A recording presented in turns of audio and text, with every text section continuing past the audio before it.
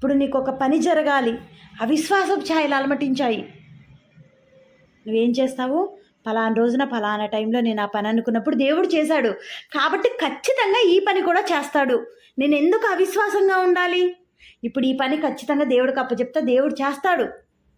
నేను ఫలానా రోజున ఫలానా పని దేవుడికి అప్పచెప్పినప్పుడు ఆయన ఖచ్చితంగా ఆ పని ఉన్నట్టు చేసి పర్ఫెక్ట్గా, నాకంటే పర్ఫెక్ట్గా చేశాడు. అలాంటి దేవుడు ఈరోజు ఈ పనిని ఎందుకు పర్ఫెక్ట్గా చేయడు? నా విషయంలో ఖచ్చితంగా చేస్తాడు.